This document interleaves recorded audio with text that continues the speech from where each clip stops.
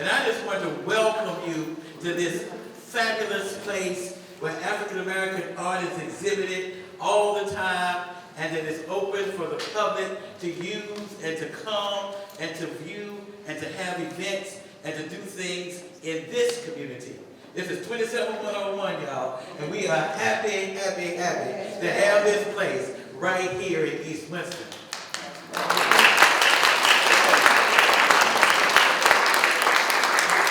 I'm always amazed when we have programs that people come in and say, oh, I've never seen this place before, or I've never been to this place before. But spread the word. Spread the word that we are here and that you all are welcome.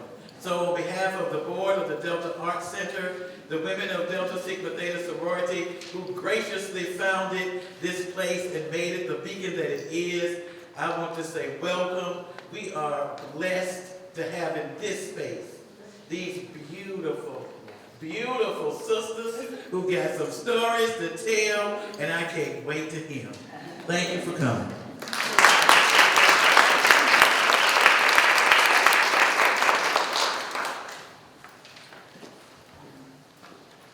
Greetings, everybody. Thank you for coming out. I'm Annika Annette of East Winston. I'm an activist. So, I want everybody to get into a good space, good head space. This is very, very ancestral work, and I'm very honored to be here. So as we stand here before God, our destiny, our purpose, and our ancestors, we give thanks and gratuity for lasting guidance, protection, culture, abundance, and justice. Not only do we give thanks to our ancestors for their courageous sacrifices, we continue to honor their righteous work by standing on their shoulders and with our families and communities that they laid the foundation for and with. May the blood, sweat, and tears, smiles, love, and laughs poured into this work reflect our movements moving on forward as we continue to be an inspiration and support for the brother, sister, child, or children sitting next to you. I am because we are. Please chant the name of a beloved ancestor you would like to uplift in the space.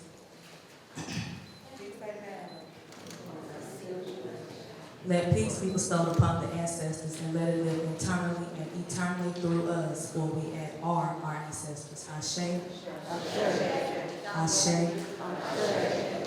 Ashe. Good afternoon, everyone. My name is Corey Walker. I'm the interim dean of the School of Divinity at Wake Forest Professor of the Humanities, and I am also the director of the program in African American Studies. I'm also a dear friend, and I used to be a dean at Winston-Salem State University. I think we're moving around a number of universities. But on behalf of all of our sponsors today, today is a very special event, and on behalf of all of us, we want to thank you for joining us for what promises to be an informative, challenging, and inspiring conversation with several true long-distance runners in the struggle for freedom, justice, and liberation. Before I introduce today's program, I want to extend a very special welcome to all of the former members and their families and friends of the Winston-Salem chapter of the Black Panther Party. Will you please stand so that we may honor and thank you for your lives, your witness, and your commitment to the liberation of all people.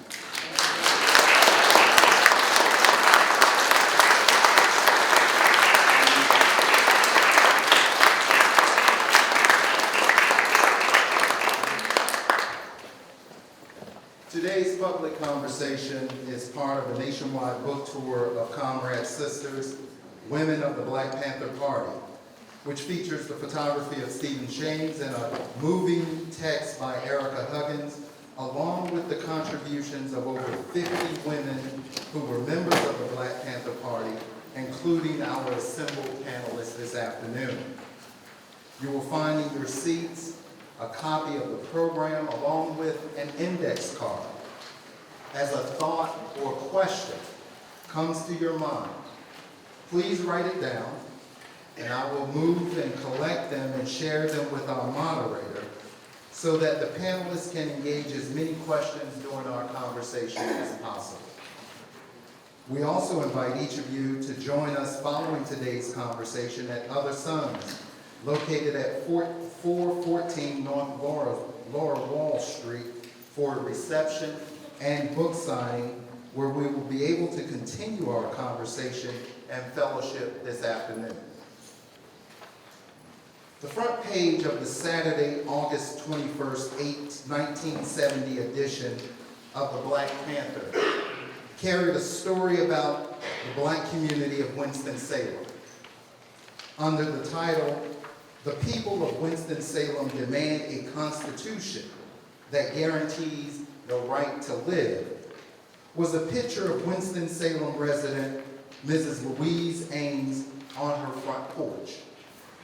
Mrs. Ames was 104 years old and resided in a wood-clapboard house in the Pond, the area of Winston-Salem that experienced a tragic flood earlier in the 20th century on November 2nd, 1904, as a result of the collapse of the city's reservoir, killing 9 people and injuring dozens more. Mrs. Ames has been struggling all her years, according to the Black Panther. She is tired, but she continues to struggle, and she recognizes the need to change the Constitution that allows these injustices to be perpetuated against her people, herself, and her family. The story of Mrs. Ames, captured on the front page of the Black Panther, is but one of the many stories of struggle that not only animated the multifarious Black freedom movement, but also served as the theoretical and practical foundation of so much organizing and movement work. Mrs. Ames is part of that long arc of Black women building, organizing, and protesting and creating rich cultures of justice, liberation, and freedom. The dignity and pride and commitment of Mrs. Ames is in and with the Black women of the Black Panther Party. What began as a small local organization had by December of 1968 opened offices in 20 cities from Los Angeles to New York. In the face of numerous armed conflicts with police and a virulent direct repression by the state, young Black people embraced the revolutionary vision of the party. And by 1970, the party had opened offices in 68 cities from Omaha to Seattle to Winston-Salem. The Black Panther Party had become the center of a revolutionary movement in the United States.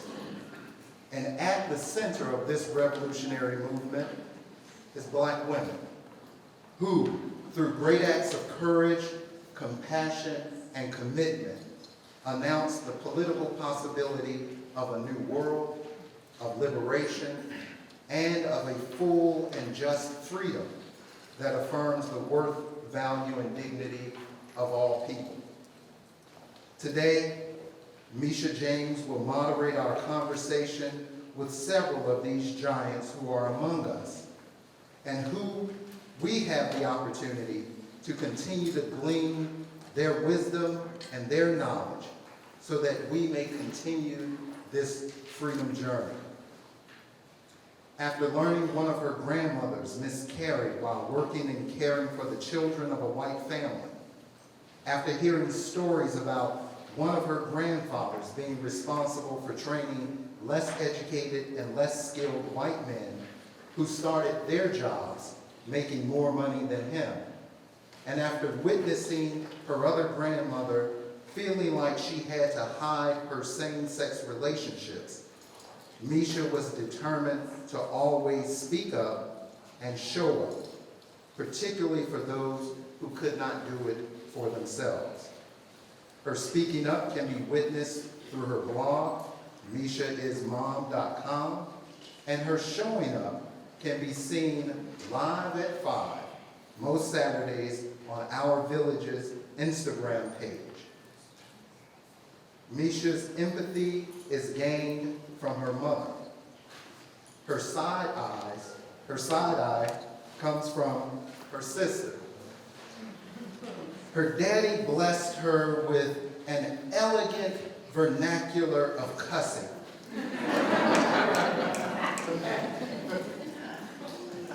And most importantly, she fights for what's right because she knows her son and an entire village is watching.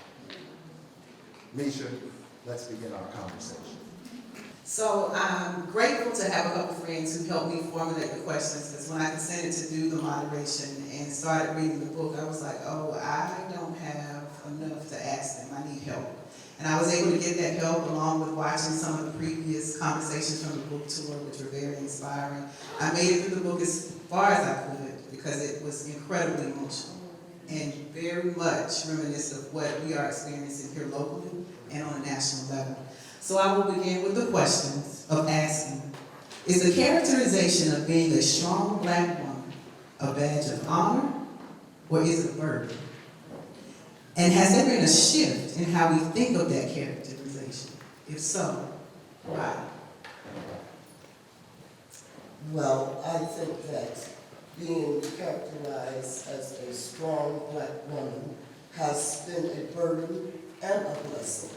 I would have to say there are instances when I worked in the airline industry in a male-dominated area, and it was so important for those men to teach me to stay in my place. So I lost my train of thought. But what else did you ask? Characterization, has there been a shift in that? Has there been a shift in how we think of being a strong Black woman? Well, it certainly has been a shift in my mind, how I perceive myself. At one point, it seemed flattering to be called a strong Black woman, but later on, I began to realize that that was just a moniker for people to tear you down if you were considered strong. So I think it carries both blessings and burdens. I don't know how much more I could add to that, Vivian. It's both.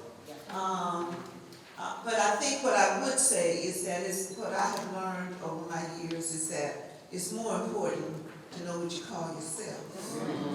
And so once you understand that, what others say really means a whole lot less. So as I learned and came into who I am and accepted who I am, I found the world much easier to deal with. I found, because then you're not dealing with others' perception. You know who you are. And that's what I think that I'll add to that. There's so many things I want to say in response to this. But what I just remembered, and thank you, Cynthia, and thank you, Hazel, I agree, it's both and. However, when somebody called me a strong Black woman after my husband was assassinated by the FBI's counterintelligence program, that made me feel terrible. It meant that they weren't stepping into my shoes, that they were ignoring both history and the present moment. And I'm just a woman, one of many.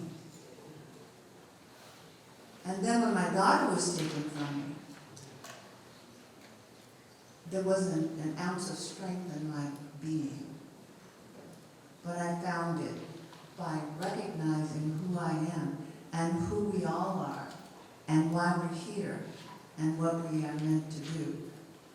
And that me doesn't bother me anymore, because I'm just about being human.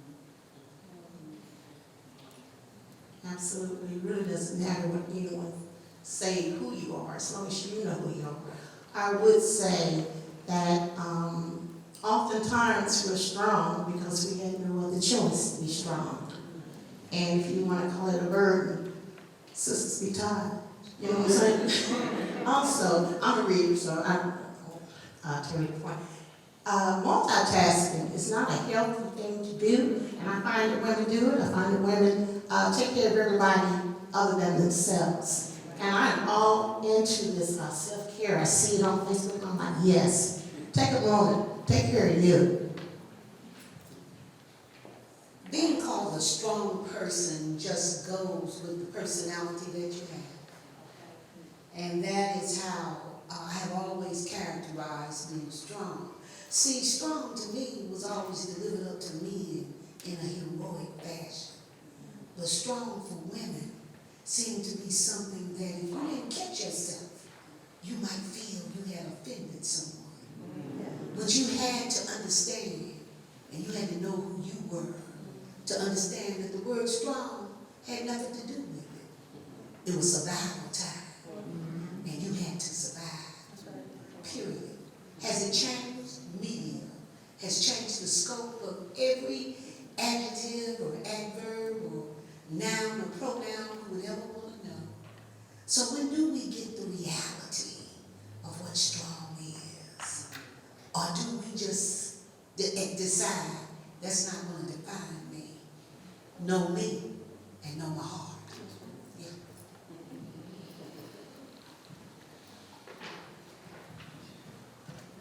Thank you. Now, as Black women, what legacies of the Black Panther Party should we continue, or which ones should we dismantle? Well, the one that immediately comes to mind, I practically took it from you, didn't I? The one that immediately comes to mind is police brutality. That has been around since I joined back in the early 70s, or before then. And I'm just so disheartened that after all this time, we are still dealing with police brutality. And it's even a greater, seems to me that it's more inhumane than ever before. When you see a man put his knee on the neck of another person and think it's okay, until he dies. So police brutality. I also think education, the party pushed education a lot. So that's one thing that we should, and affordable housing.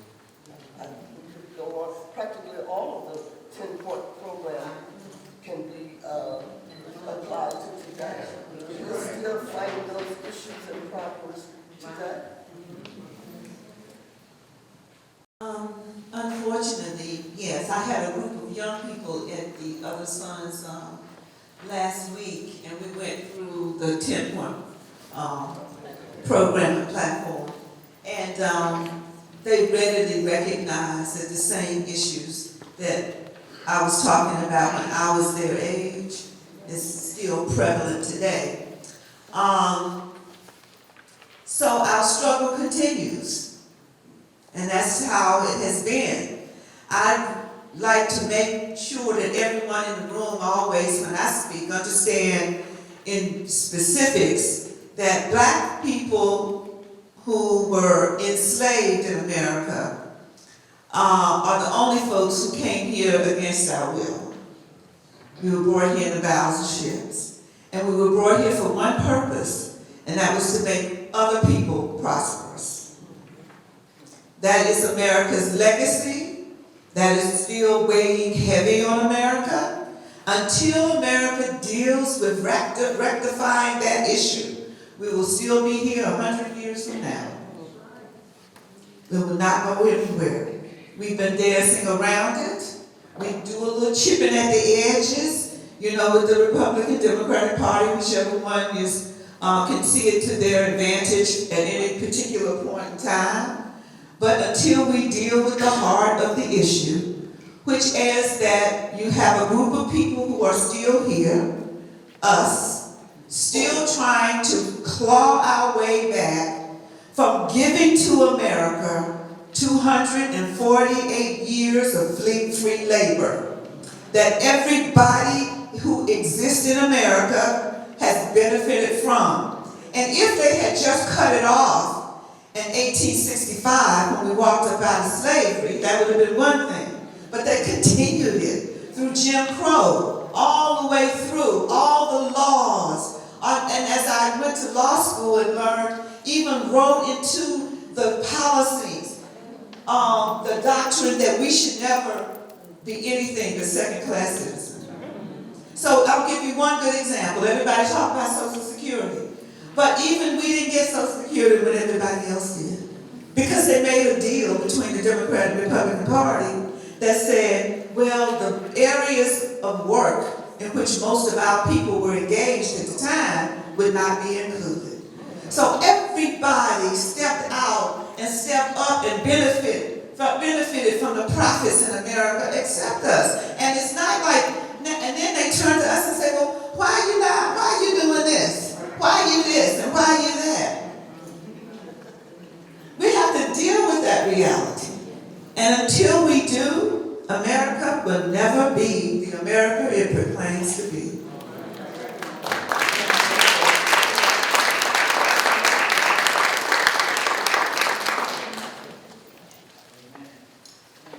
Did you tell the truth?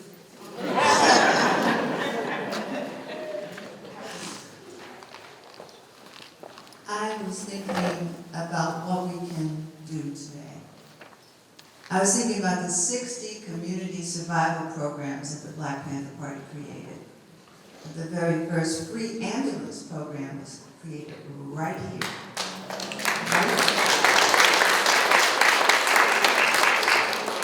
And why did we have to do that? Because it felt like a good idea? No.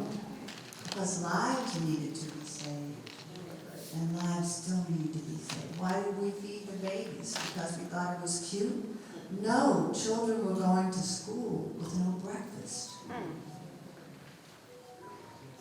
The free clinics, no health care. The busing to prisons programs, our incarcerated men and women and children are in locations invisible to us. And how can you get there if you're the single mom left with the children? So we knew there needed to be a free busing to prisons program. We knew that in New York and in Boston and even in Winston-Salem in the wintertime, it's cold. You can't send your children to school with no coat and no shoes. So we did clothing programs.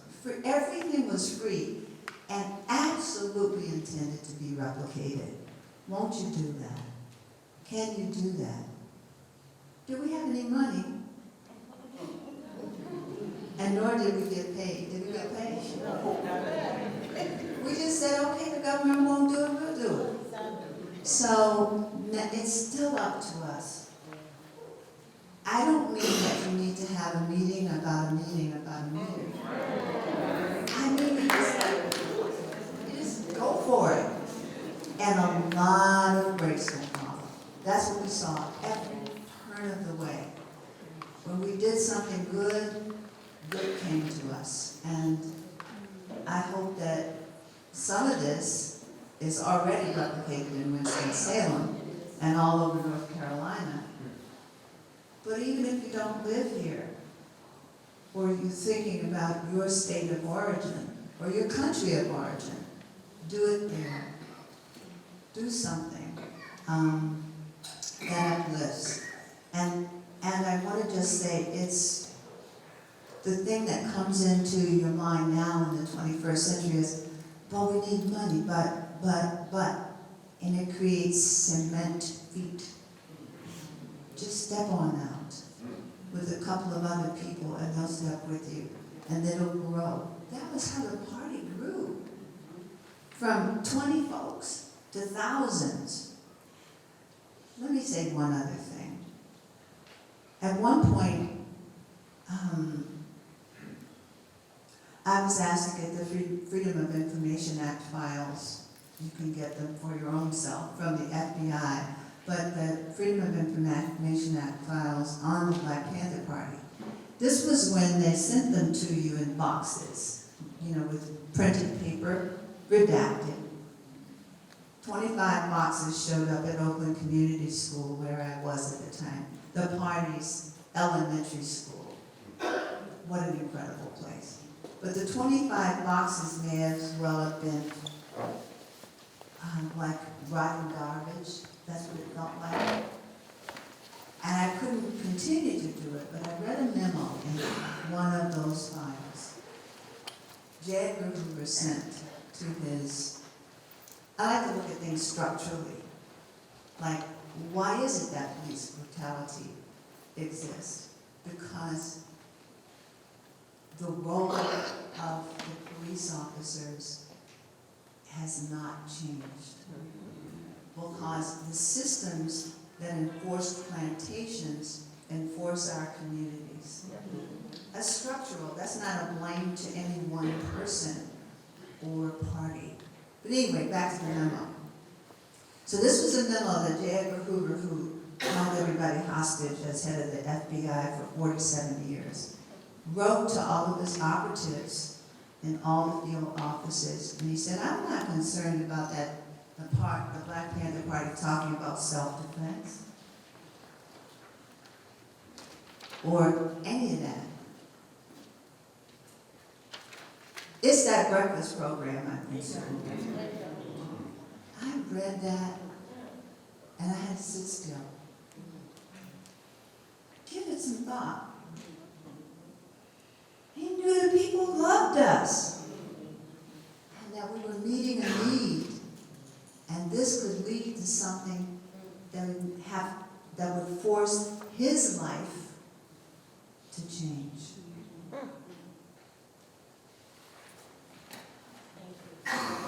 Amen goes up there, everything's said, but you know, I got something to say. Okay.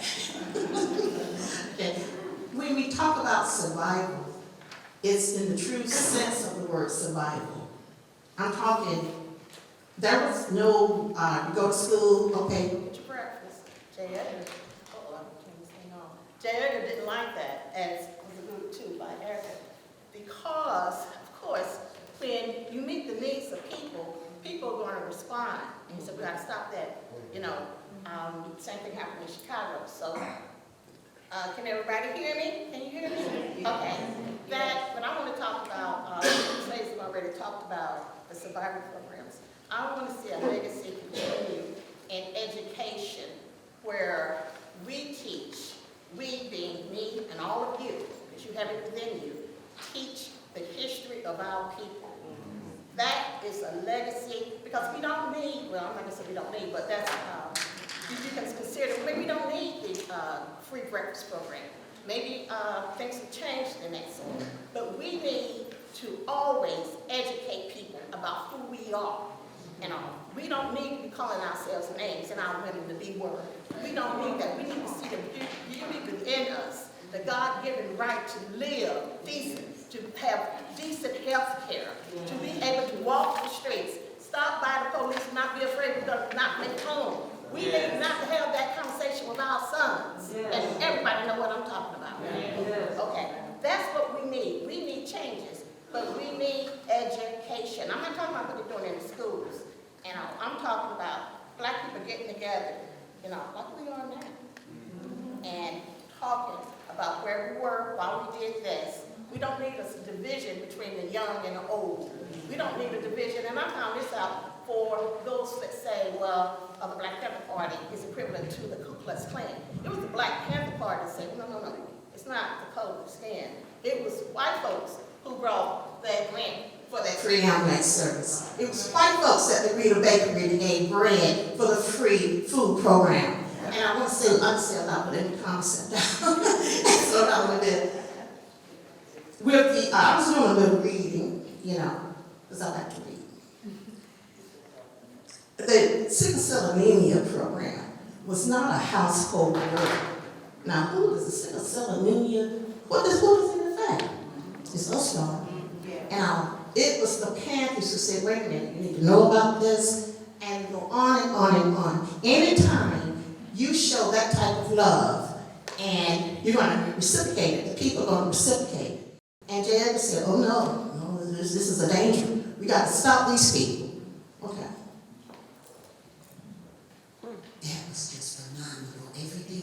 been said. I'm going back to your original question. I would change nothing. Nothing at all. I think the two sisters in the middle, one of them is my sister and one of them is Ericka. The replication of the 10-point plan should be replicated forever and a day and through generations. It was the backbone and the start of understanding who you were and what you needed to ask for and what you could get your own self. A thing that Howard Thurman said that really replicates sisters in the party for me, they took no thought for their own lives. And brothers in the party too. They took no thought for their own lives. They stepped up and stepped out, no matter the behavior. And to a teenager, between the ages of 12 and 16, that was a phenomenal thing to see bravery in our communities, to have brothers and sisters that were willing to be in the community. I got the shock of my life and used a model for the rest of my life. A young man walked into a room of a PE class, political education class, and looked at young people my age and said, guess what? We're going to give away 1,000 bags of grocery to the community. We had no idea of how to formulate, organize, access, or do those types of things ever.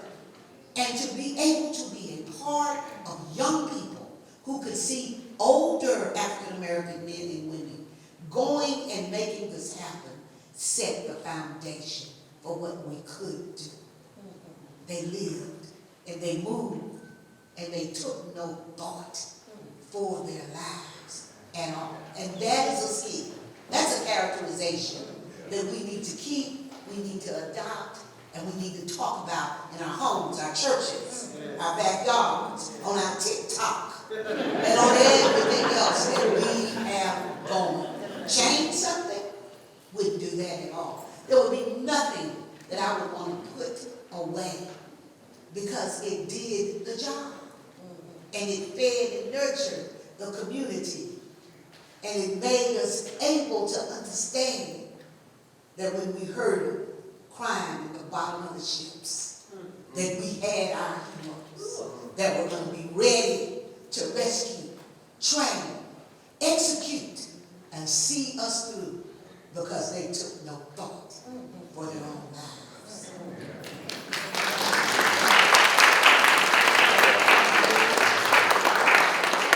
So will you lead us right into our next question? Are you all familiar with the term ride or die? I often tell my friends, I'll ride, but drop me off before we die. I haven't quite made it there yet. However, the next question is, drop me off. People say courage is when you are afraid to do something, but you do it anyway. And Ruth alluded to this, so I'll give the rest of you an opportunity to answer. Were you ever scared during your time with the Black Panther Party, and what did you rely on for strength to push forward? Can you wait?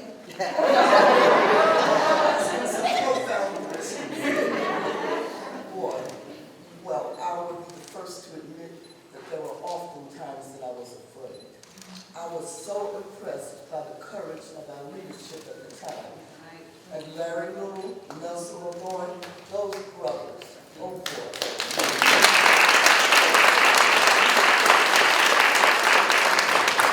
I was often afraid, and I could not understand why they weren't, okay? But the one incident that I remember the most when fear really gripped me, and Hazel is involved in this. Our leadership was very good about representing the rights of women. We had women in prison in Raleigh, North Carolina, and they were working in horrid conditions. Some of them lost their toes because they had to stand in water to do the laundry.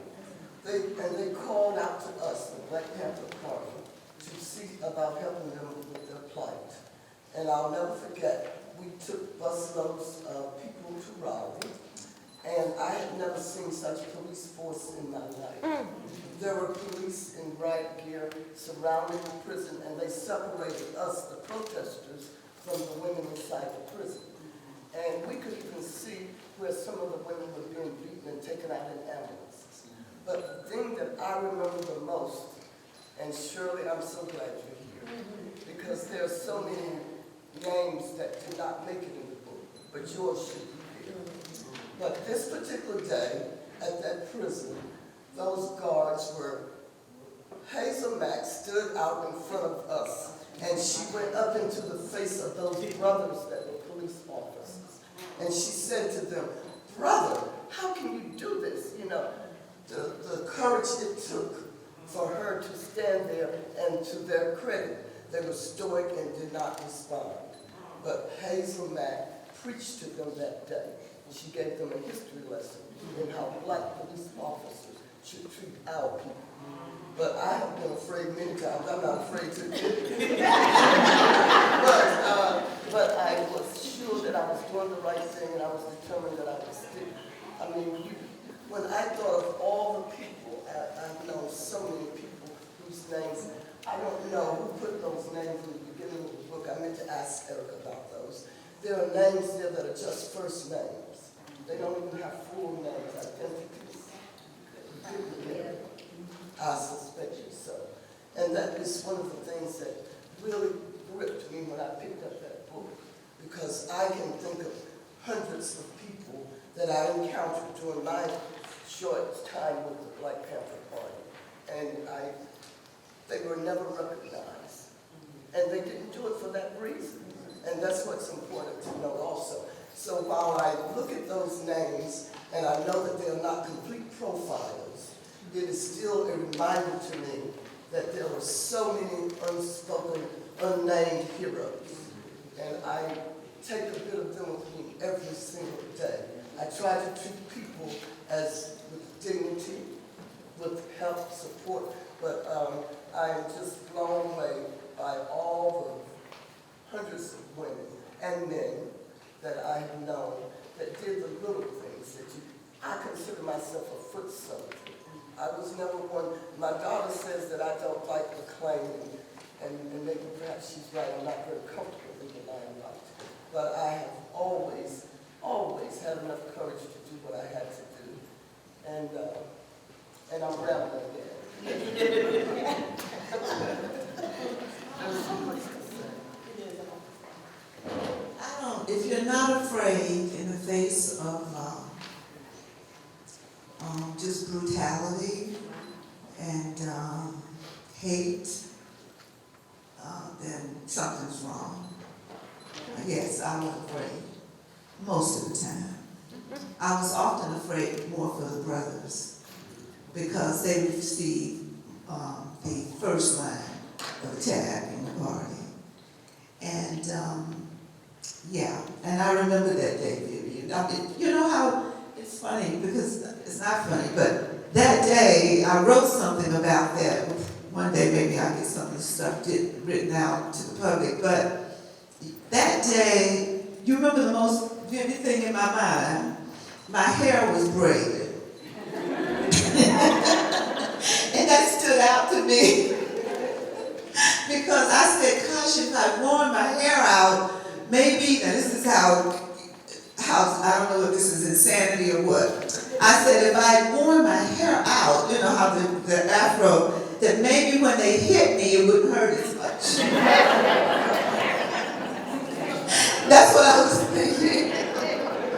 But I remember that talk, and I wanted to talk to the brothers in that line, because I was determined that if you were going to join with these people and beat black women, that you needed to know.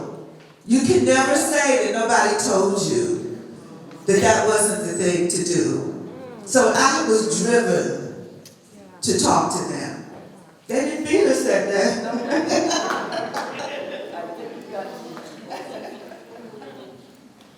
Thank you. I just wanted to say that about the book, so it doesn't go unanswered. I just had this dream, but long before I was called to be the co-author for this book, which is, by the way, just the beginning. Everything that's done in our world, in the universe actually, has been done before. We can do it again.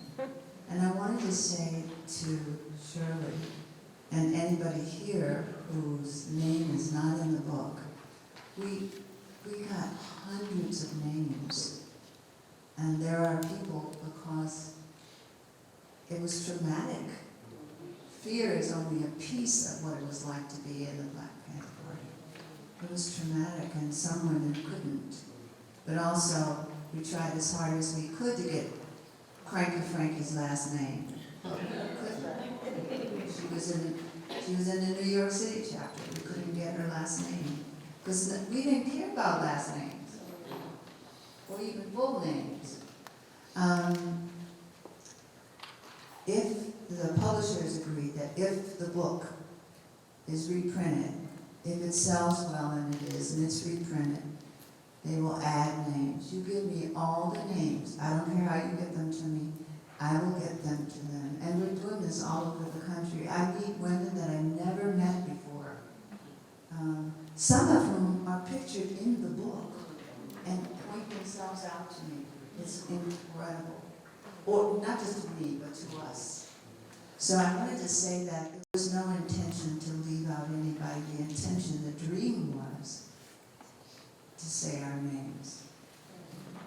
All the unsung heroes. 66% of the Black Panther Party was women. That's not something that people in the party even know. And then we came between the ages of 14 and 19, average. Some older, some younger. So my heart sinks when I think about how many women we couldn't fit in the front pages. So we did the best we could. And fear. Courage is never the absence of fear. Not ever in any human being. And I think there's a, our country was structured on something very white or European and very male. And it's a shame how we teach boys and then don't show feeling. When I was afraid, I was afraid. And I'm remembering one place that I want to tell you a story about fear and how community has always saved me in every part of my life, and many of us. Like that day, you were so protected. You really were. It could have been different. So I'm in Los Angeles driving down Slauson Boulevard. Does anybody know Los Angeles in this room? Okay. So we're coming from a funeral. 3 party members had just been killed, and we were going to the funeral of 2 of them, John Huggins Jr. and myself. I was 8 months pregnant. We were driving intentionally under the speed limit because we didn't want to get pulled over because we were sad. Our comrades had just been killed.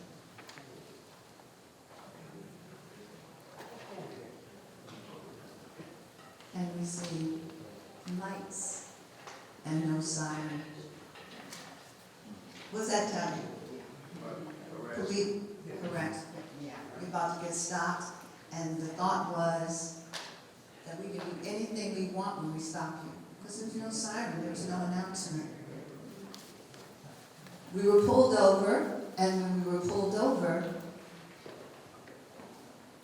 they pulled John out of the car.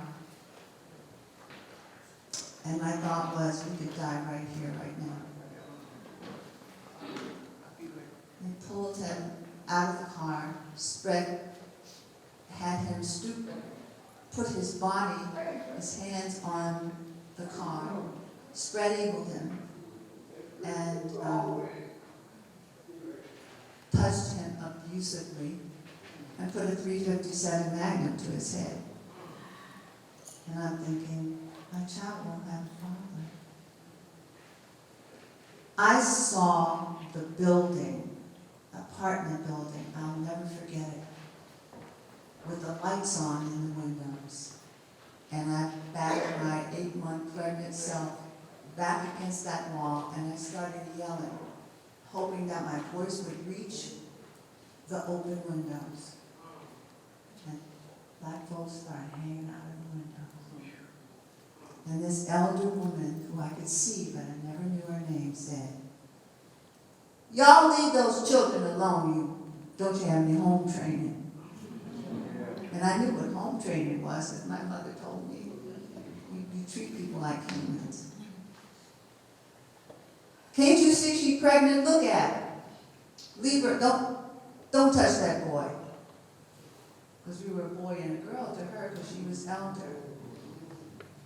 I was shaking inside myself, but I knew that we weren't going to die that day. The police officers, like roaches, right? They got so scared that the community was watching them, they scurried away.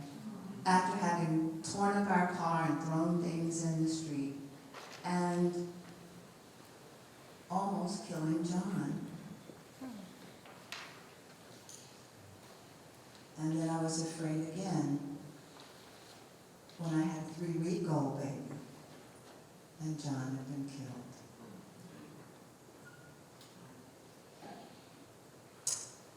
And the thought I had was, I'm so afraid, how will I live?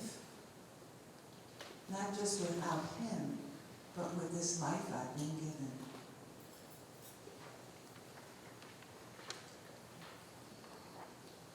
The day that John Huggins and Alprentice Bunchy Carter were killed, they took us all to jail and charged us with malicious mischief. We didn't kill, why would we kill? We didn't kill anybody. We were released from the women's prison or the men's prison, depending upon which of us were killed, were arrested after the killings. And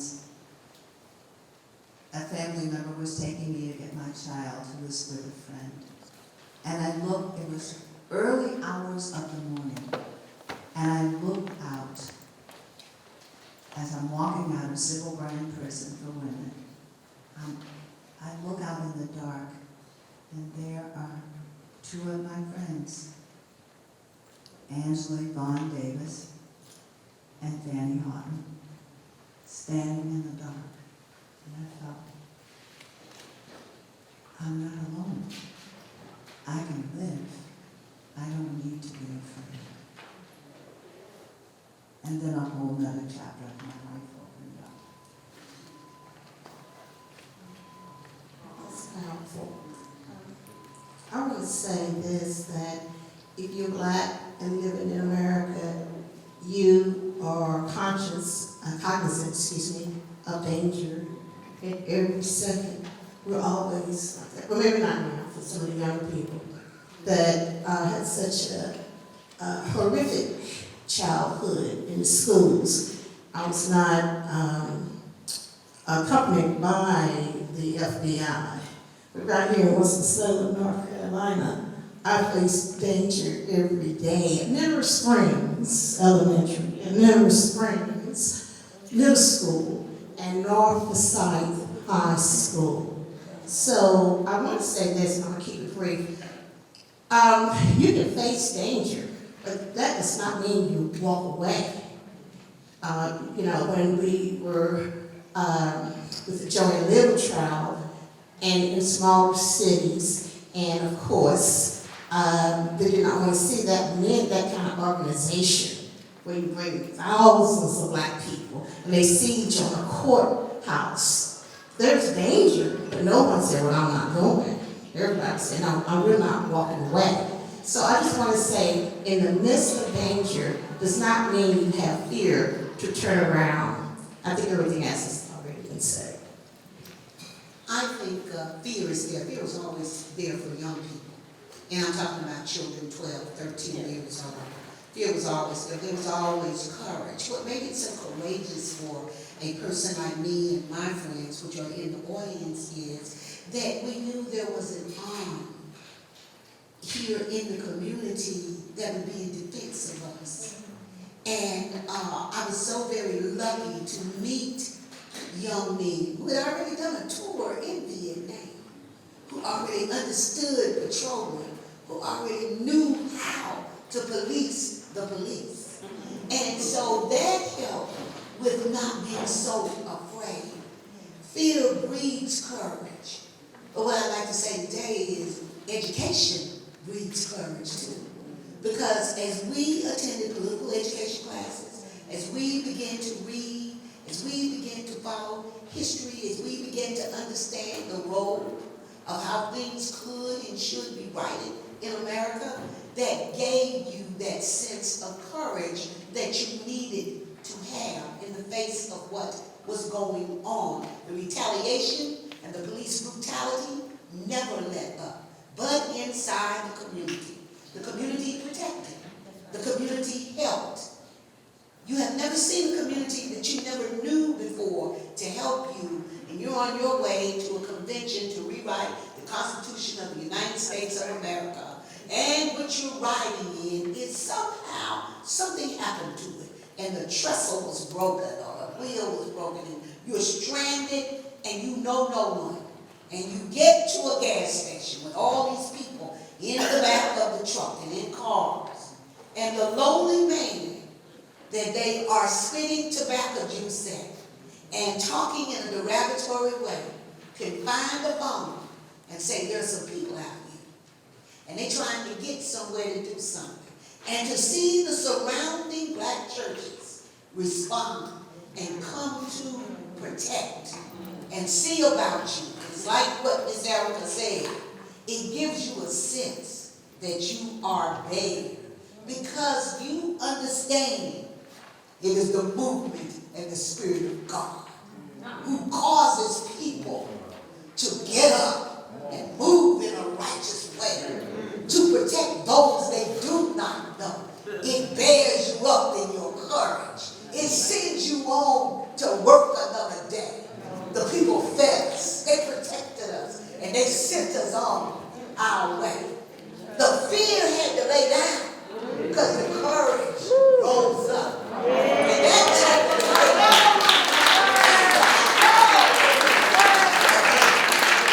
this courage, this spirit, it comes, it is there. And you are moving against behaviors that have been in place, but God knows when. But you get that movement, and you get that spirit, and you honor and respect that courage, and you go on and you tell fear, lay them down.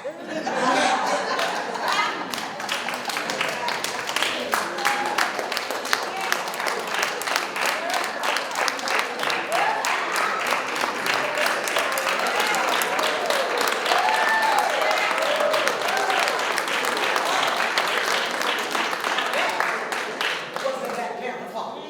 Okay? That was the party. May the Lord watch this. That's a benediction right there. Well, since we've been talking about emotions, I want to get into that because we referenced not only here, also in the book, 66% of the Black Panther Party were women, black women. It has been said so many times that we do not get along. Black women can't get along.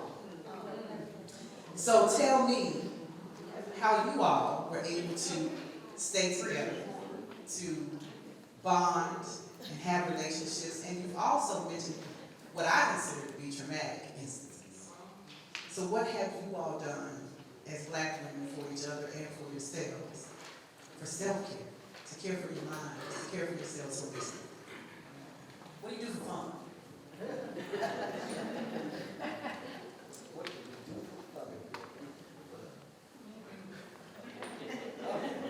This is a difficult one. You're asking about the emotions.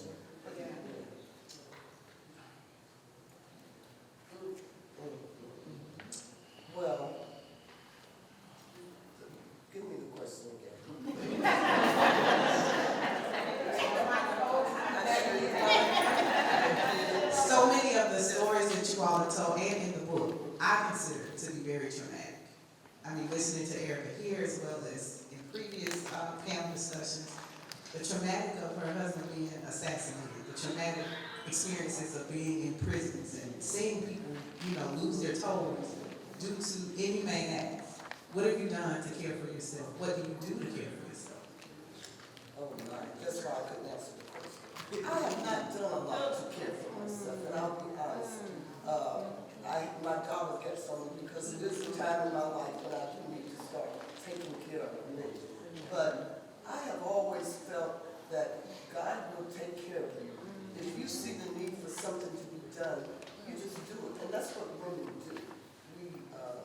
We take care of everyone around us, our children, our family, our parents, but we are not famous for taking care of ourselves. I would like to urge most of our sisters and brothers, for that matter, to do a little self-care. We need mental health care sometimes. Those are very traumatic situations that we've encountered. And we didn't just encounter them one time. It was a lifetime almost. When we were in the party, working with these wonderful brothers, we encountered on a daily basis some traumatic experience. I quite frankly, my daughter tells me I need meds. She may be right. I don't know how some of us survive and manage to maintain some level of sanity.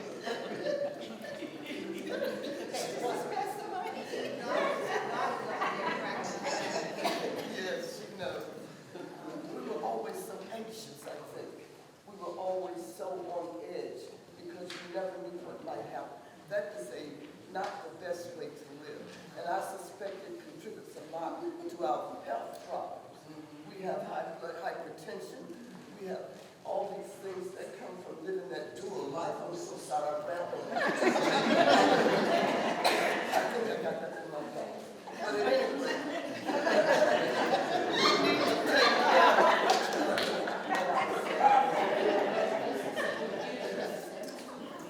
I never know how to answer that question because what did Harriet Tubman do?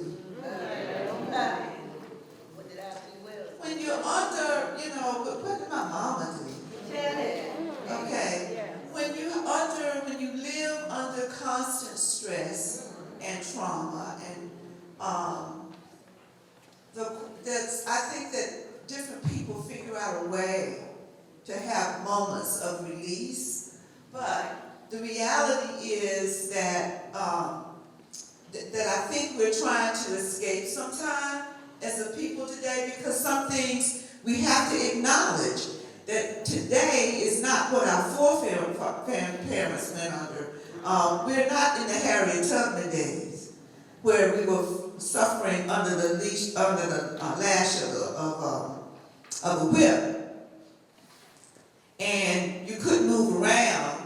But now I think because it's almost more insidious, because at the same time that we move around in America, live in America, and enjoy some of the fruits to the degree that we can in America, it's almost like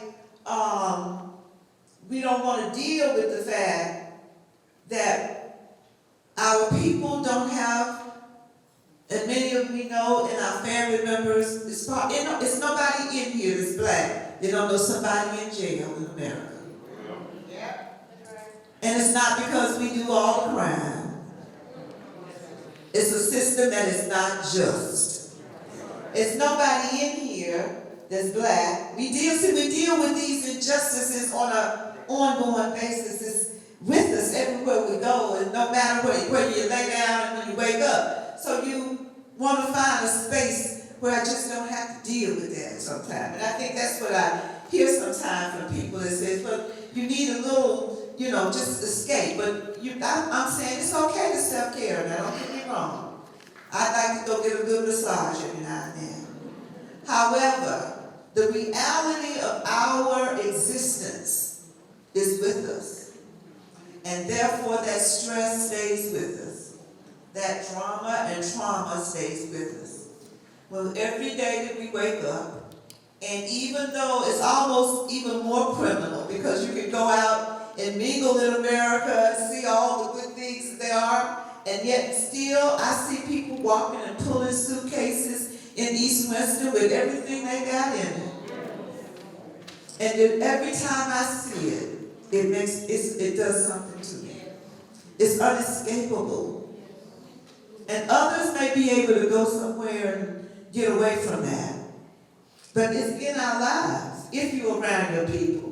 That's why some of us decide, let me just go. I just want to get away, I don't want to see no more. This is our reality. And I don't say that in a sad way. I've had a good life. I've had a good life, but I define what's good. I have lived a purposeful life. I have had the joy, understood the love, the intensity of being with a people who if I could choose tomorrow, I'd still be here. And why do I say that? Black folks, we got to know who we are.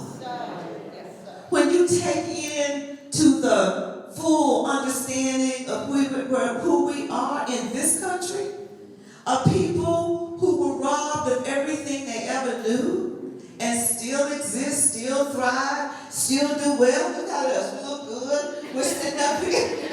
We're some bad folks, y'all.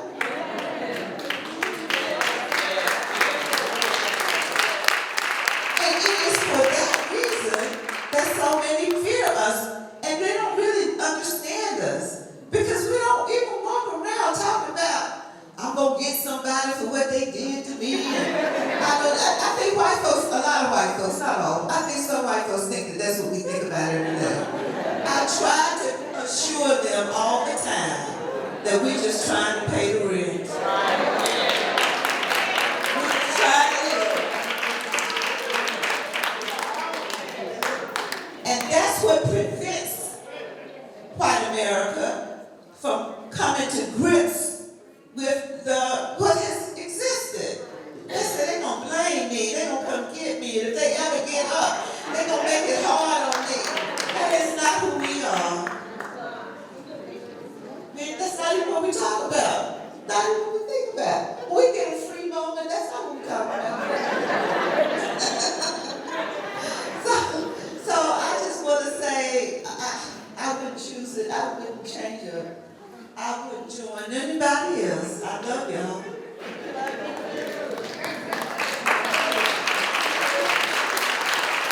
With all our warts and bumps and humps and what all we got going on and don't have going on, I wouldn't be anywhere else.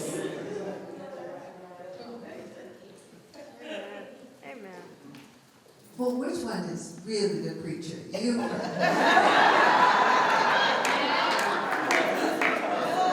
both of you?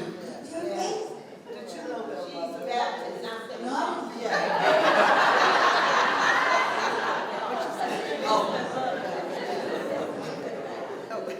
This is being here in this ark is so powerful for my heart. Thank you. And I was thinking back about your question about what do I do to take care of myself. At that time, I said another chapter opened up after John was killed. I was incarcerated for conspiring to commit murder. And I was on trial with Bobby Seale, co-founder of the Black Panther Party. I did not commit a murder. Neither did Bobby Seale. And a young man, a member of the Black Panther Party, was killed, Alex Rackley.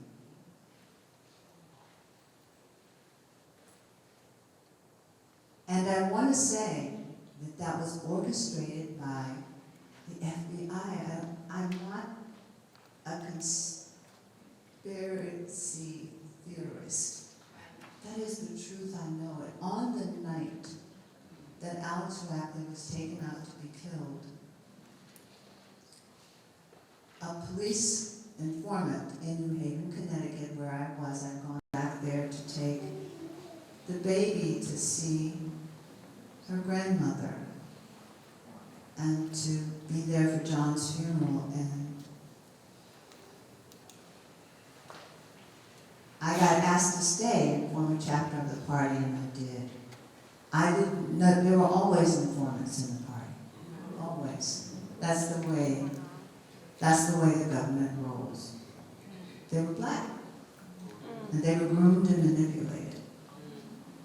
So on the night that Alex was taken out to be killed, the operative among us, the FBI operative, asked a young man that we didn't know was an informant if he could borrow their car.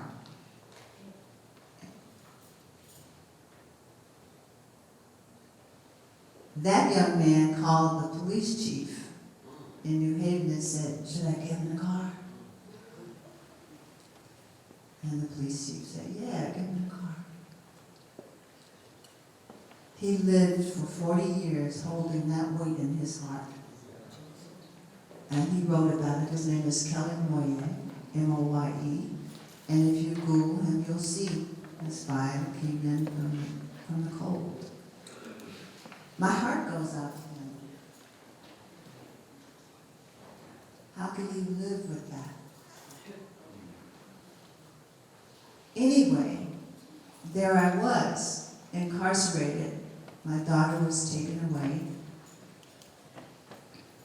I was a new widow and a single mom and a breastfeeding mother. Women know what I mean. And I didn't know what I was going to do because I was isolated. I was placed in solitary confinement. They gave it another name, but it was solitary. Women were not allowed to see me, talk to me, or be punished, further punished. And I could only see her for 1 hour every Saturday. That is inhumane. The next time you think somebody should go to jail and they should throw away a key, make a promise to yourself to go see what's on the inside of a prison or jail. Nothing good happens in there. They were all black and brown women in that prison.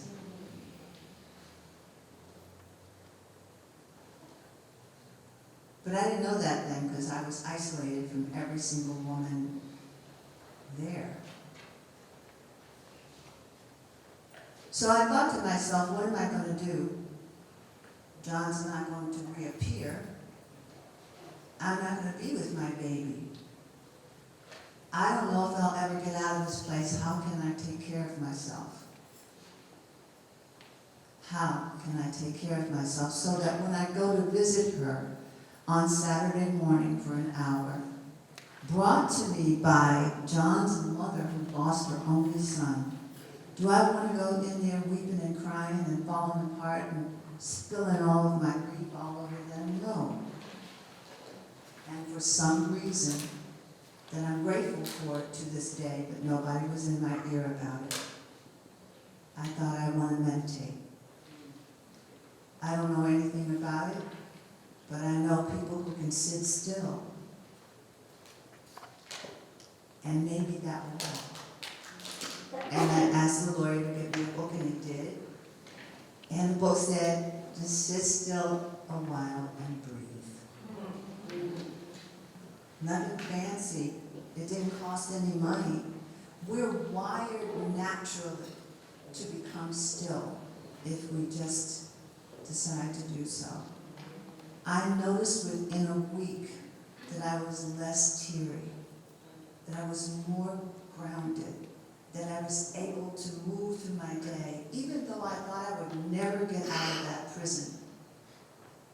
That was inconsequential to being able to see my baby and my mother-in-law without crying. And so I did. I cried the whole way back to the cell. But I was happy with my daughter. And I think it uplifted Elizabeth Huggins as well. So I want to be, I can't speak for anybody else, but I do know people who do what I do. It allows me to navigate this world, which sometimes feels very, very, very crazy, and to stay close to what is true for me. And that self-care has led me to be with women who are incarcerated and show them how to do what I did. And I go into juvenile institutions and I do the same thing. For me, self-care is not about a mani-pedi or, any version of that. It's about being a long-distance runner. If I was a sprinter, then I wouldn't really care, and that's how we were when we were younger. But here I am at age 75, right? And I get up. That's what I do before the day begins. It doesn't interrupt my day. My day is interrupted if I don't. I'm not just talking about meditation, though. I'm talking about, I have friends who run, who swim, who play pickleball. I mean, whatever it is, whatever it is that allows you to be still for a little while, and like you said, to release. I have more to give now than I would have if I didn't. But I can only speak for me about those experiences, and it's helped me to heal some of the trauma, because you use that word. It's helped me to forgive, and not just others, myself. And it's helped me to love myself as I am.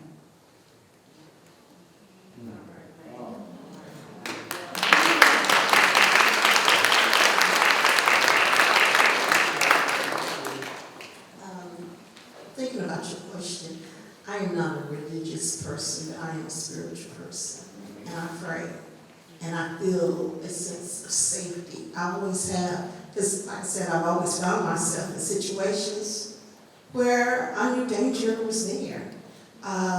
So I pray, and when I talk about self-care, I do too, like those massages, I do. And, but I like to get away and just be, and just breathe.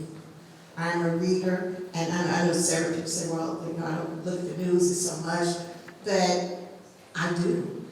But sometimes I get away from all of that. I can catch up later, and I just breathe. And as Erica said, just meditate and pray.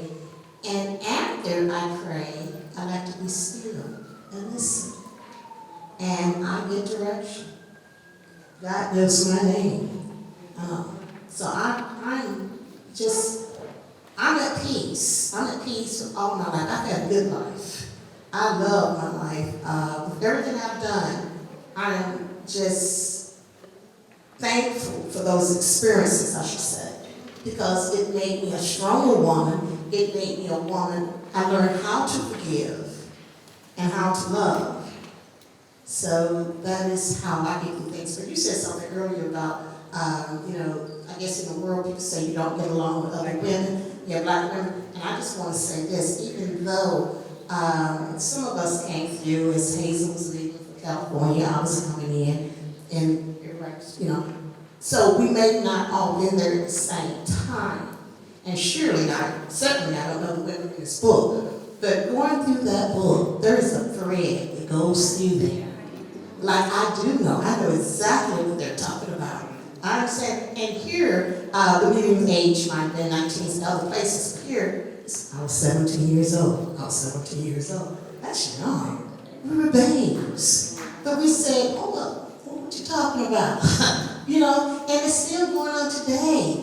Things going on in the community that may not affect me because God's been good to me. I'm comfortable. I don't need all the glitz and all of that. But I still want to know what's going on over there at Ashley Elementary for the voiceless. I remember we had a meeting, Kelly's, I'm sure you know about most of it. See, so many activists in the room, so I'm not just calling out one name. That's why I know Winston-Salem is in good hands, because we have a history of people stepping up and all. So I know you're out there. Thank you. But I want to say, here in this city, if something is going on, it may not affect us directly, but people are going to come up and say, well, what's going on over there? Just like I made reference to the incidents of Northside High School, where they had the hoses on us. 17 years old, I was 94 pounds soaking wet. Can you imagine the hoses coming down the hallways of a public high school? And it ended with some people, and I just found this out because we've been getting together for a reunion, Ruth and I. Ruth ain't showing up too much for she is. But, and I talked with some people that I hadn't seen since high school, and they told me, they said, well, where do you end up? Where do you end up? And some of the people said they were told not to ever step foot back on a public school property again, and here's your diploma. And this has just been a few years, right in 2019 we started getting together, and then COVID, and it's so interesting, our lives, what's happened to us, that still we rise, because we're phenomenal women, and all. We are phenomenal, we're phenomenal people. The Black people, we come from kings and queens, no matter what. That's who we are. And that's a strength in and of itself. I mean, little old me, I was a country girl. I didn't know a lot I didn't know what was going on. And then I came to the party, like I said, we had the hoses on us. And the party, the NAACP, very strong during that time. They too, they said that community, and said, well, man, what y'all doing to these kids up there? And I said, whoa, somebody is saying, whoa, wait a minute, hold up. You can't do this. So, okay, I don't mean around, but yeah, it's all up in there. So, yeah, we come from, this community has stepped up. Traditionally, historically, they have stepped up. And I'm thankful for that.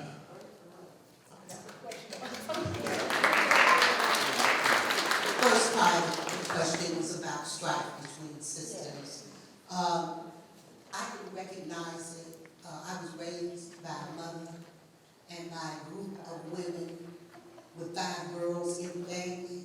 And so you're going to have those disagreements. But at the end of the day, if I could call on a sister in the community and I had a need, I don't care if we had fought that morning, that sister was going to come and she was going to see about me.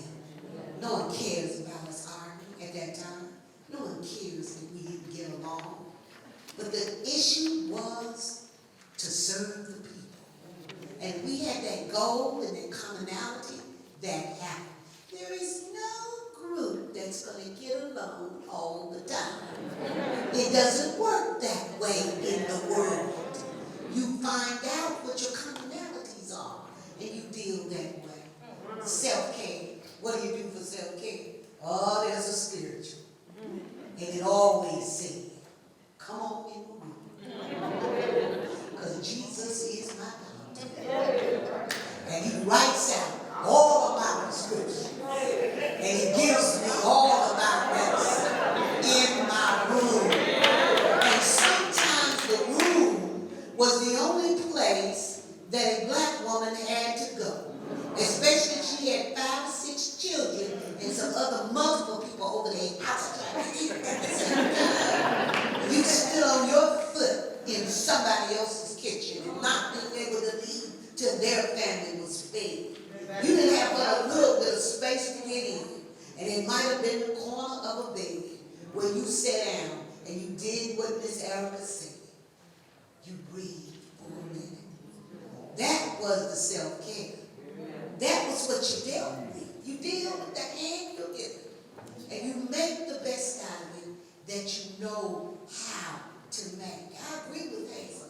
I wouldn't know what would happen if we did all this stuff that the media tells us to do. But I have time to serve the people.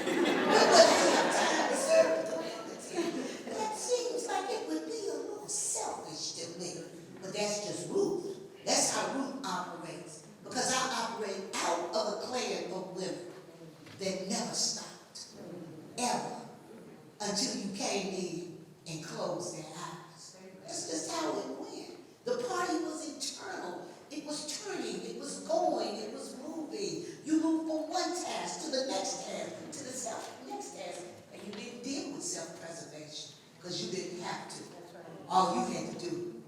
trust God. And he took care of it. As you can see the story. He took care of things. Yes.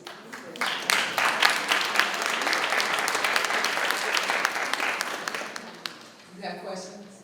No questions? Okay, we'll keep going. No questions from the audience. All right, so some of these questions you all have already alluded to. A couple more I do want to ask. The first one, what advice would you give young women today who want to fight for social justice? And what I want to preface that with is, it's really hard for me to fight, and that's partly why I say I'm a ride, drop me out before I die. That's partly why I don't protest, because I get angry. I get angry, and when you know there's a community who is strategically fighting against you, it's hard to figure out who is who, and not be angry with all white people. So I tend to work from behind the scenes. So what advice would you give to young women today to continue that fight? Can we answer on this end first?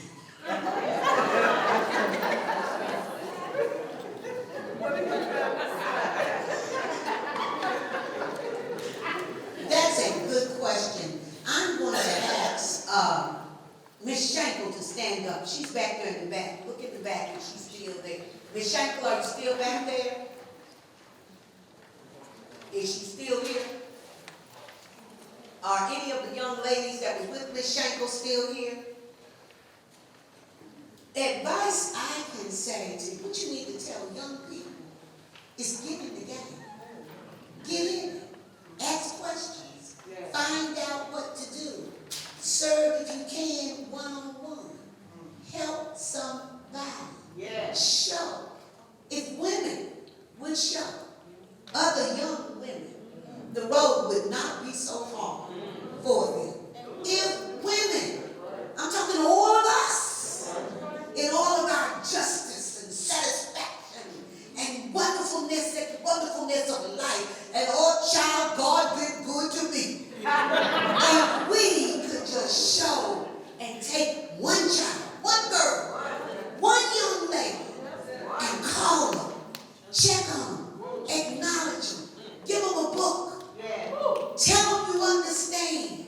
If we could do that on a consistent basis, and not on a self-serving basis, young women would run and they would not get tired. They would do what needs to be done. But they've got to have our help. They can't do it on their own. Because it is not their fault, the condition of America. And you cannot lay it at their feet. It's not that we've been so good, that we've done so much. We have not done enough. And we have to start talking to them. We've got to start seeing them for who they are and say, that's all right, baby. It's going to be all right. What's your name? Is that your little girl? My name is so-and-so. I do so-and-so. I know somebody that might could help you. The acknowledgement for a young lady makes the difference in their daily life. Make the difference for a young lady. It's important that you make a difference for one, because you cannot allow them to die. And I mean their spirit. Don't kill the spirit of the woman. She carries the word. And we are killing the spirit. And our silences, or even right with Fraser, our petty bourgeoisie aspirated behaviors. We are. So let's think about that and do better.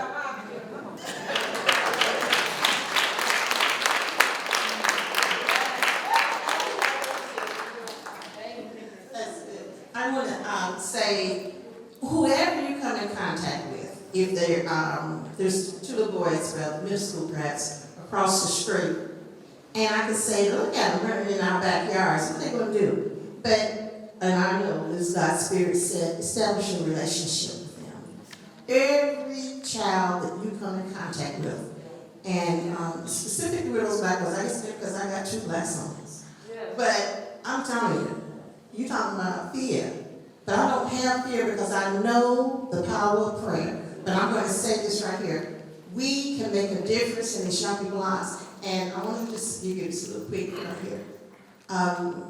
In terms of these young sisters, some of them, they stress. You know, I think we may talk about stress, but you don't know stress. You see these young mothers who unfortunately may not be parenting themselves. So they're in the school system and they got a child. And they fussing at the teacher like, why my child got to get up so early to go to school?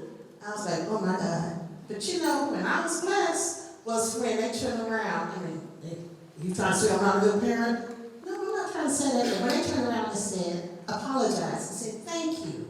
You got to show, you got to get beyond your feelings and go there to them. You got to meet them where they are. And it's not that you got to meet them where they are. Because somebody met us. We might have forgotten about that. But at some point, I was an angry black woman, girl.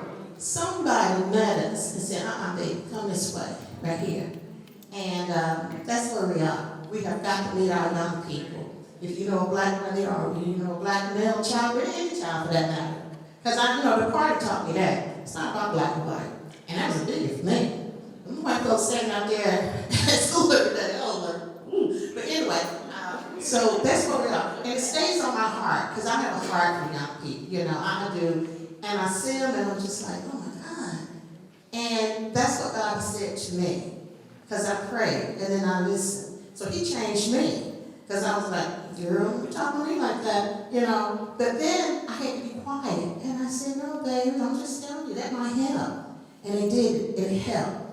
And now they're just like, Miss Kennedy, can I have your phone number? Can I call you? And I'm like, yes, you can. That's a blessing. That's a blessing to me.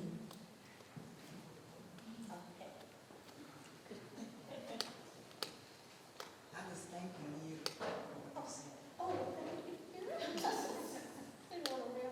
Micha, you made a personal request. I heard. And I think that sometimes we let all those things that upset us, make us angry and frustrated, and keep us from stepping up and stepping out. We let those things take up too much space in our heads and our hearts. I have found that nothing can penetrate here if I don't let it. I hear it. You know, I hear it. I know what it is. I know how it happened. I can even listen to a little of it on the news. But not enough so that my body is flooded with toxins. There is, as both of them said, there's always somebody to talk to. And you're moderating all of us, but now you're one of us. You could talk to one of us. I wanted to say something about a very beautiful documentary in which it's called The First Rainbow Coalition. Contrary to any political opinion, Fred Hampton started the First Rainbow Coalition. He pulled together black and brown and poor white people for good. But, you know,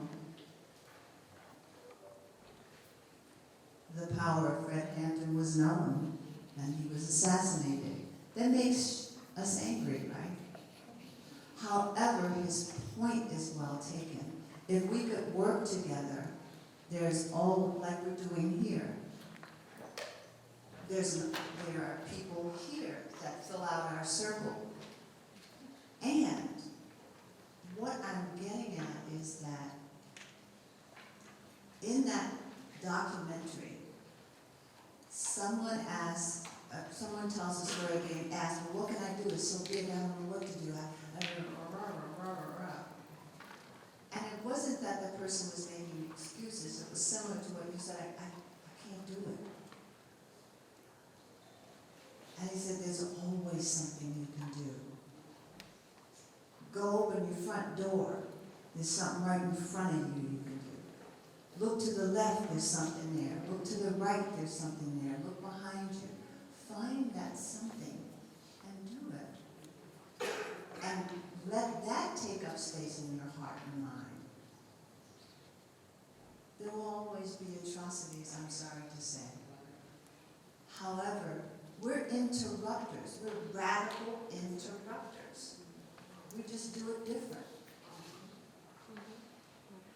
Going back to your question about women not taking care of each other, the masculine gaze created that. I don't have a gaze. I don't want a gaze of any kind, keeping me from being who I am. Took a long time to get there, and sometimes I fall short of it, but I do know that I can be of use. And so find something. I know you have dreams. I know you do. Which dream are you going to realize first? And with whom? And all that other etc. and also the atrocities will be there. But you'll be doing good. Good is not the word I want.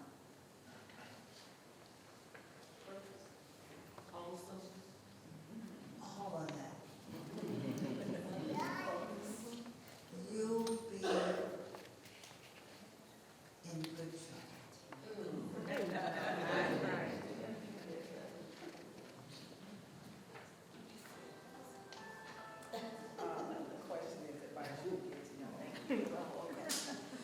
I'm glad you asked this question because every now and then, some of the younger sisters, I love being at other sons' y'all because I get to talk with people in the community of all stripes all the time.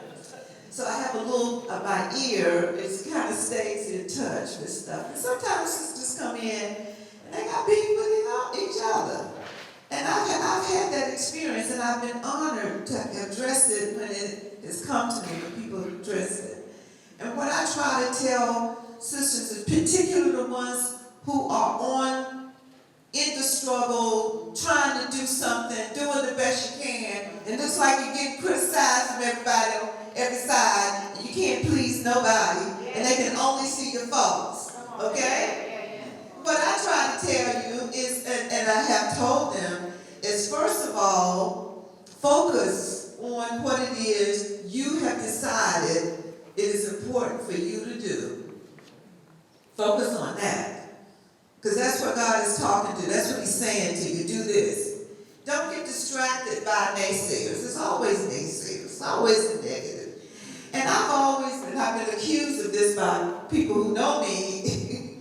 I'm about the one who can be so focused and one-minded. I just can't deal in crap. Just don't deal in crap. That takes up too much energy. I just can't do it.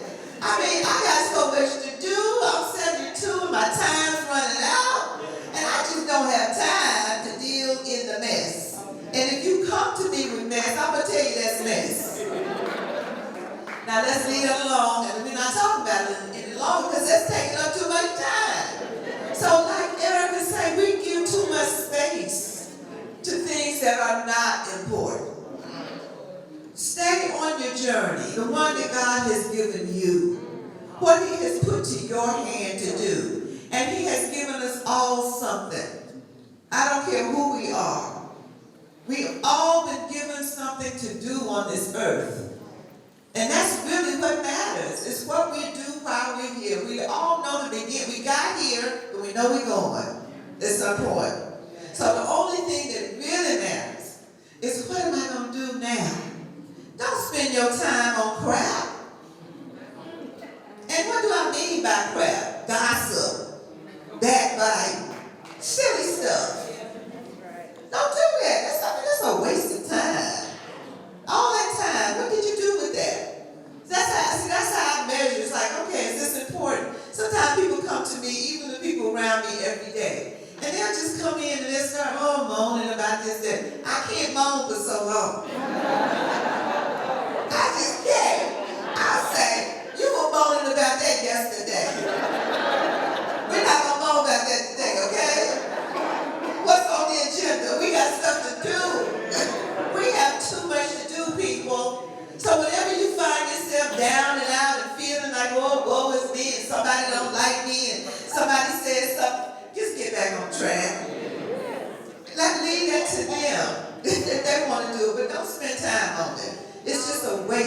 anytime, and that's what I would say to anybody anytime.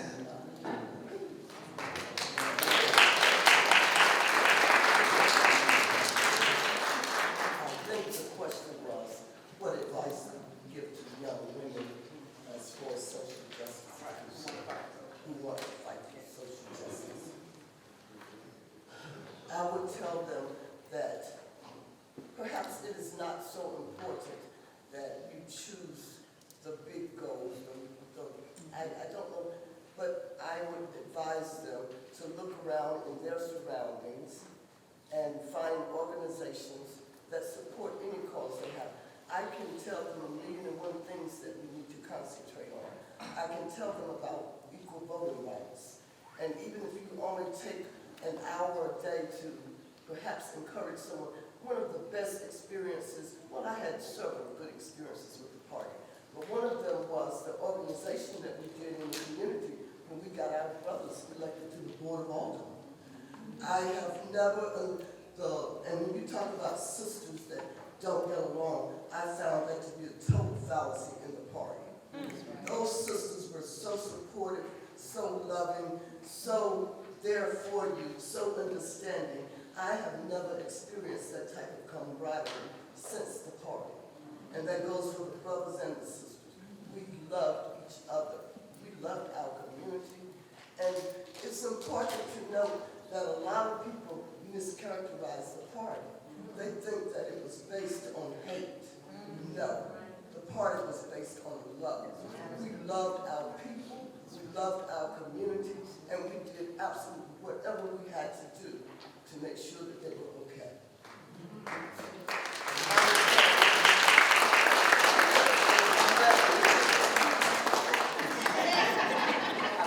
Yvette Woolware, did they answer your question? They did. They did. Where are you? Okay, I wanted to make sure that what I'm reading, I think in some of the answers, you combined together to answer your question. Okay, that was a great segue to end, Vivian, because I think your caption in the book speaks about love. And I know that as well. It was mentioned a lot of times in the book, and why members fought, why you dropped out of college to join the party. Many members talked about that. And why we started the free ambulance program here. All of that was based out of love. I want to personally thank you all for this time today. We are going to let you go and get ready for other sons. So that means people in the audience do not stop them like church on the way. Let them get there so we can get over there too. But thank you. I want to, before we completely close and while you all are still here, I definitely want to honor Angela LeBlanc-Ernest. You saw her on your program. Travel accommodations would not allow her to get here in a timely fashion. She is responsible for the resource guide that you've received complimentary of Angela as well as Wake Forest. And she's also responsible for other resources, so please find her on the internet to be able to pick up further resources to follow that coordinate with this book. I also have already received a t-shirt and a hoodie that I paid for, be clear, that has the dates of the tour, the book tour on the back, and Winston-Salem is noted on the back, so please be sure to purchase one of those. I wanted to give her the space to honor because she was supposed to be up here as well, and she fought, I don't want to be on the panel, I don't want to be up there 2 hours, I want the women to have their shine, but she did say that Hazel really reiterated her importance in this book, and I wanted to honor that as well. So thank you all so much. I didn't get a chance to, or I didn't name who was in this space with me. In my introduction, you heard of my grandparents. Mary Fulton, who I never understood when we went to Dillard's department store, why she sat around and waited for white women to come and cater to her, and I was like, we're not in that day anymore, why are you doing that? Until I listened to her stories of how much she had to cater to white women. And my grandmother Vilma, who was not able to show up as her true self. I show up as my true self on her behalf. And my aunt Denise, who's no longer here, she is the reason I have integrity tattooed on my foot. In the midst of all the things I say and do, I pride myself in having a sense of integrity because I know others are watching. I know others before me tread along the path of integrity, and I want to continue to was a student at the North Carolina A&T, contrary to his father and me. Wait a minute. Because I'm up here after I entered to learn and departed to serve from the illustrious Mississippi State.